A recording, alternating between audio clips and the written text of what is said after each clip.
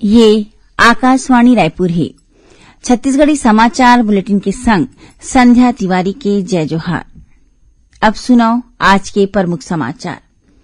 प्रदेश भर में समर्थन मूल्य में आज ले धान और मक्का के खरीदी शुरू। केंद्रीय स्वास्थ्य मंत्रालय हा कोरोना वायरस के नवा वेरिएंट ओमिक्रॉन ला देखत विदेश ले भारत अवैया यात्री मन बर संशोधित दिशा निर्देश आज ले प्रभावी। और प्रदेश में होवैया नगरीय निकाय चुनाव बर कांग्रेस भाजपा समेत आने राजनीतिक दल मंडाहा ले जारी होवत है प्रत्याशी मन के सूची। अब समाचार विस्तार ले। प्रदेश भर में समर्थन मूल्य में आज ले धान और मक्का की खरीदी चालू हो गई है। राज्य के आने जिला के खरीदी केंद्र मन में पूजा पाठ के संग धान खरीदी के शुरू करेगी। मुख्य सचिव अमिताभ जैन रायपुर जिला के जरौदा और बंगोली उपार्जन केंद्र पहुंच के उहां के जायजा लीन। ये दौरान ओमन हा उपार्जन केंद्र में धान बेचे बर आए किसान मन के फूल माला ले स्वागत करके संगे संग खुदे धान तौल के धान खरीदी के शुरुआत करेन। मुख्य सचिव हा धान खरीदी के दौरान किसान और आने लोगन मन ला विशेष रूप ले मास्क पहिर के आए बर कहिन। कोविड-19 के नवा वेरिएंट ला देखत धान खरीदी केंद्र मन में टीकाकरण और कोविड जांच शिविर के घलो सुविधा रही। इति गरियाबंद जिला में धान खरीदी केंद्र के पहले दिन उपार्जन केंद्र में किसान मन में बड़ खुशी देखेगी। जिला के 81 खरीदी केंद्र में आज ले धान खरीदी शुरू हुई। उन्हें सरगुजा जिला में कलेक्टर और पुलिस महानिरीक्षक हा जामपारा के उपार्जन केंद्र के दौरा करके धान खरीदी की शुरुआत करीन। ये दौरान ओमन हा प्रबंधक मन ला बने ढंग ले धान खरीदी कराए के निर्देश दीन। खबर के मुताबिक किसान मन के सुविधा ला ध्यान में राखत राज्य शासन हा 88 नवा धान उपार्जन केंद्र शुरू करे है। बने किस्म के धान बर समर्थन मूल्य के कीमत धान कॉमन 1940 रूपया हरेक कुंटल और धान ग्रेड ए 1960 रूपया हरेक कुंटल के पाछू दर तय करेगी है। धान खरीदी के बने व्यवस्था पर नोडल अधिकारी नियुक्त करेगी है। उन्हें अवैध धान के अवई जवई में रोक लगाए बर राज्य की सीमा में चेक पोस्ट घलो बनाएगी है। राज्य शासन ढाले धान खरीदी बर टोकन जारी करे के निर्देश सहकारी समिति मला देगी है। उन्हें समर्थन मूल्य में मक्का के खरीदी के काम आज ले शुरू हो गए 28 फरवरी तक चलही। राज्य शासन बने किस्म के मक्का के समर्थन मूल्य 1870 रूपया प्रति क्विंटल तय करे है। मुख्यमंत्री Bhupesh Baghel rice millers association के बोले में कस्टम मिलिंग बर राज्य में ऑटो पंजीयन की व्यवस्था जल्दी शुरू करे के निर्देश अधिकारी मला दीन है। मुख्यमंत्री काली रायपुर में राइस मिलर्स एसोसिएशन के संग हुई बैठक में ये बात कही। बैठक के दौरान राइस मिलर्स एसोसिएशन के पदाधिकारी मन मुख्यमंत्री ले धान के उठाव मिलिंग की कार्य योजना बारदाना के कीमत में बढ़ोतरी समेत आने विषय पर गोठबात करी।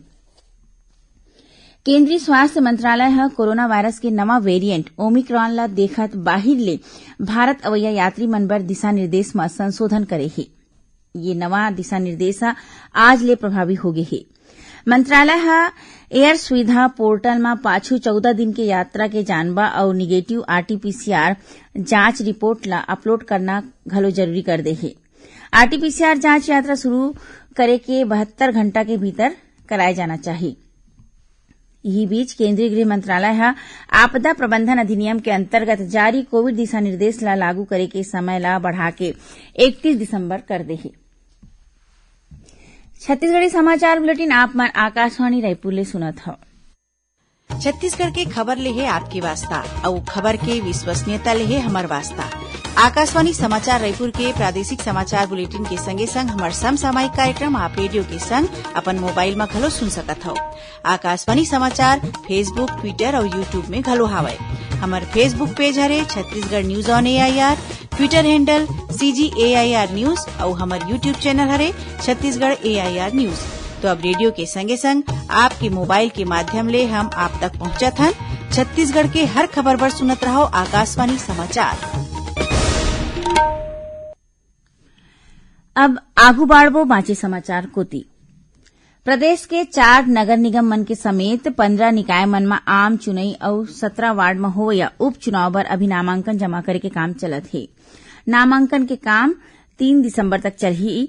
निकाय चुनाव के तहत 10 जिला मन के 15 शहर में 20 दिसंबर के वोट डाले जाही। यही बीच नगरीय निकाय चुनाव ला देखत कांग्रेस भाजपा समेत आने राजनीतिक दल मन डाले प्रत्याशी के नाव के घोषणा करे बर सरलग बैठका होवत है। कांग्रेस चुनाव बर प्रभारी मंत्री नियुक्त कर दे हे। एमा टीएस सिंहदेव ला कोरिया और रविंद्र चौबे ला रायपुर के चुनाव प्रभारी बनाए गे हे। एखरे संग मोहम्मद अकबर ला दुर्ग, डॉक्टर प्रेम साय सिंह ला रायगढ़, अमरजीत भगत ला राजनांदगांव, शिव कुमार डहरिया ला सूरजपुर, अनिला भेड़िया ला कांकेर, गुरु रुद्र कुमार ला सुकमा और कवासी लखमा ला बीजापुर के प्रभारी बनाए गए हैं। उन्हें कांग्रेस आज 5 नगर पंचायत भैरमगढ़, नरहरपुर, कोंटा, भोपालपट्टनम और मारो के संग 2 नगर पालिका खैरागढ़ और जामुल के प्रत्याशी मन के सूची जारी करे है। दूसर कोती भाजपा राजनांदगांव जिला के खैरागढ़ नगर पालिका चुनाव बर प्रत्याशी मन के पहली सूची जारी कर दे है। सूची में 14 प्रत्याशी के नाम के घोषणा करे गे है। उन्हें भाजपा बिरगांव नगर पालिका के वार्ड प्रत्याशी मन के सूची घलो जारी कर दे है। सीमा सुरक्षा बल बीएसएफ आज अपन 97वां स्थापना दिवस मनावत है। स्थापना दिवस के पहली संझा में काली आकाशवाणी ले विशेष गोठ बात में बल के महानिदेशक पंकज कुमार सिंह कही कि भारत और बांग्लादेश सीमा में कड़ा पहरा के चलत मवेशी मन के तस्करी के मामला में कमी आए है।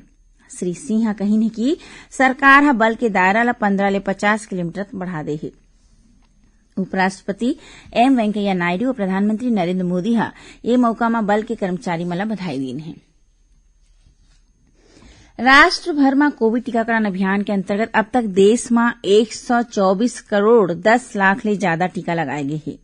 इति छत्तीसगढ़ में कोरोना ले बचाव बर अब तक 2 करोड़ 71 लाख 50 हजार ले ज्यादा टीका लगाए जा चुके हैं।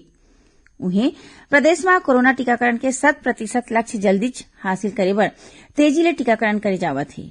मुख्य सचिव अमिताभ जैन काली वीडियो कॉन्फ्रेंसिंग के माध्यम ले जम्मू कलेक्टर और संभाग आयुक्त मन के संग बैठक करके टीकाकरण काम की समीक्षा करीन और कोविड वेरियस सेंटर में जम्मू व्यवस्था राखे के निर्देश दीन। स्वास्थ्य विभाग हा घलो कोविड-19 के नवा वेरिएंट ओमिक्रॉन ला देखत ये नवा वेरिएंट के तुरते पहचान और बचाव बर दिशा निर्देश जारी करीन है। भारत सरकार के इलेक्ट्रॉनिक्स और सूचना प्रौद्योगिकी मंत्रालय डाहर ले आर्टिफिशियल इंटेलिजेंस में आयोजित प्रतियोगिता में छत्तीसगढ़ के सरकारी स्कूल के लइका मन के प्रोजेक्ट ला देश के टॉप 20 प्रोजेक्ट में शामिल करेगी। ये प्रतियोगिता के तहत महासमुंद जिला के नर्रा गांव के 2 झिन स्कूली छात्र वैभव देवांगन और धीरज यादव डाहर ले फसल के बीच में उगे खरपतवार ला चिन्हारी बर बनाए गए प्रोजेक्ट ला चुनेगी है। केंद्रीय सूचना और प्रौद्योगिकी मंत्री अश्विनी वैष्णव आज नई दिल्ली में आयोजित एक समारोह में ये दोनों छात्र मन ला मेडल और प्रमाण पत्र देके सम्मानित करीन। ये छात्र मन भारतीय पर्यावास सेंटर नई दिल्ली में राखे गए प्रदर्शनी में 29 और 30 नवंबर के अपन प्रोजेक्ट प्रदर्शित करे रही से। अब थोड़किन समाचार सार में मध्यान्ह भोजन व्यवस्था के अंतर्गत राज्य शासन डाले कुकिंग कास्ट और रसोईया के मानदेय पर 309 करोड़ रुपया की राशि जारी करेगी से ये राशि के भुगतान अब पब्लिक फाइनेंस मैनेजमेंट सिस्टम के माध्यम ले होही। छत्तीसगढ़ जूनियर डॉक्टर एसोसिएशन के प्रतिनिधि मंडल हा अपन आने समस्या ला लेके राज्यपाल अनुसुईया उइके ले भेंट करके ओमन ला ज्ञापन सौंपिन और महासमुंद पुलिस हा ओडिशा हा उत्तर प्रदेश ले जावत एक ट्रक ले 305 किलो गांजा के संग 2 झिन आरोपी ला गिरफ्तार करे है। जब्त गांजा के अनुमानित कीमत करीबन 61 लाख रुपया बताया जावत है। आखिर में प्रमुख समाचार एक घाव फेर प्रदेश भर में समर्थन मूल्य में आज ले धान और मक्का के खरीदी शुरू।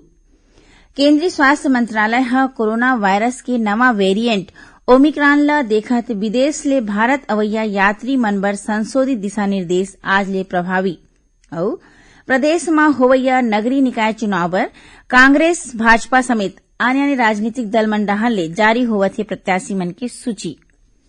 एखरे संग छत्तीसगढ़ी समाचार बुलेटिन यही सिरावत है। जय जोहार।